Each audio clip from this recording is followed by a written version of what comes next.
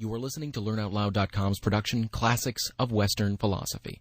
This audiobook is a collection of major philosophical works of the Western world. Presented in chronological order, we offer here key excerpts from ancient, medieval, and modern philosophers. LearnOutLoud.com is pleased to present this introduction to some of the greatest minds in human history. For more educational audio and video, please visit our website at www.learnoutloud.com. Plato's Republic, written in approximately 390 BC. Excerpt from Book 7 of the Republic. Plato's Allegory of the Cave. Is a resident of the cave, a prisoner, as it were, likely to want to make the ascent to the outer world? Why or why not? What does the sun symbolize in the allegory? And now, I said, let me show in a figure how far our nature is enlightened or unenlightened. Behold, human beings living in an underground den, which has a mouth open towards the light. Here they have been from their childhood, and have their legs and necks chained so that they cannot move, and can only see before them, being prevented by the chains from turning round their heads. Above and behind them a fire is blazing at a distance, and between the fire and the prisoners there is a raised way, and you will see, if you look, a low wall built along the way, like the screen which marionette players have in front of them, over which they show the puppets. I see. And do you see, I said, men passing along the wall, carrying all sorts of vessels, and statues and figures of animals made of wood and stone and various materials, which appear over the wall? Some of them are talking, others silent. You have shown me a strange image, and they are strange prisoners. Like ourselves, I replied, and they see only their own shadows, or the shadows of one another, which the fire throws on the opposite wall of the cave. True, he said. How could they see anything but the shadows if they were never allowed to move their heads? And of the objects which are being carried in like manner they would only see the shadows? Yes, he said. And if they were able to converse with one another, would they not suppose that they were naming what was actually before them? Very true. And suppose further that the prison had an echo which came from the other side, would they not be sure to fancy when one of the passers-by spoke that the voice which they heard came from the passing shadow? No question, he replied. To them, I said, the truth would be literally nothing but the shadows of the images. That is certain. And now look again, and see what will naturally follow if the prisoners are released and disabused of their error. At first, when any of them is liberated and compelled suddenly to stand up and turn his neck round and walk and look towards the light, he will suffer sharp pains, the glare will distress him, and he will be unable to see the realities of which in his former state he had seen the shadows, and then conceive someone saying to him that what he saw before was an illusion, but that now, when he is approaching nearer to being, and his eye is turned towards more real existence, he has a clearer vision. What will be his reply?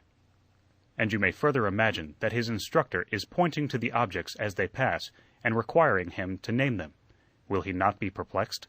Will he not fancy that the shadows which he formerly saw are truer than the objects which are now shown to him? Far truer. And if he is compelled to look straight at the light, will he not have a pain in his eyes which will make him turn away to take refuge in the objects of vision which he can see, and which he will conceive to be, in reality, clearer than the things which are now being shown to him? True, he said. And suppose once more that he is reluctantly dragged up a steep and rugged ascent, and held fast until he is forced into the presence of the sun himself, is he not likely to be pained and irritated? When he approaches the light, his eyes will be dazzled, and he will not be able to see anything at all of what are now called realities. Not all in a moment, he said. He will require to grow accustomed to the sight of the upper world, and first he will see the shadows best, next the reflections of men and other objects in the water, and then the objects themselves. Then he will gaze upon the light of the moon and the stars and the spangled heaven, and he will see the sky and the stars by night better than the sun or the light of the sun by day? Certainly. Last of all, he will be able to see the sun, and not mere reflections of him in the water, but he will see him in his own proper place, and not in another, and he will contemplate him as he is. Certainly. He will then proceed to argue that this is he who gives the season and the years, and is the guardian of all that is in the visible world, and in a certain way the cause of all things which he and his fellows have been accustomed to behold? Clearly, he said. He would first see the sun and then reason about him.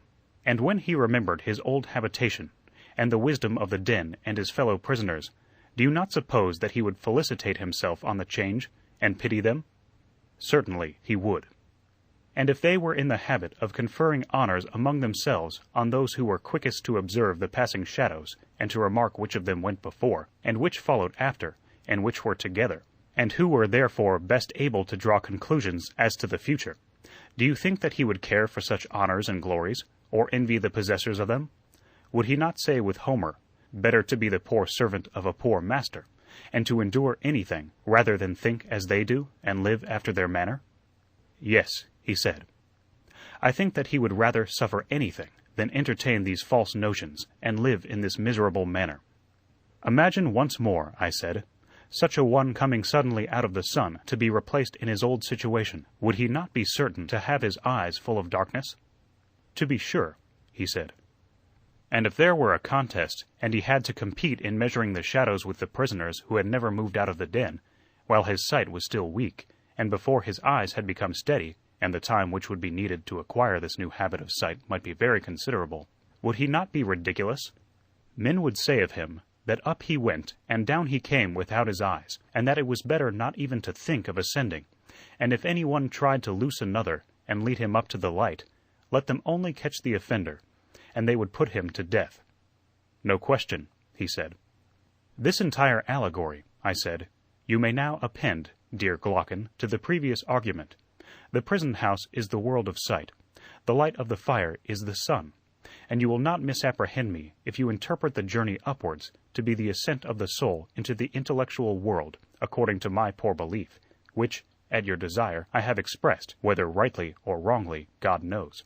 But whether true or false, my opinion is that in the world of knowledge the idea of good appears last of all, and is seen only with an effort, and, when seen, is also inferred to be the universal author of all things beautiful and right, parent of light, and of the Lord of light in this visible world, and the immediate source of reason and truth in the intellectual, and that this is the power upon which he would act rationally, either in public or private life, must have his eye fixed.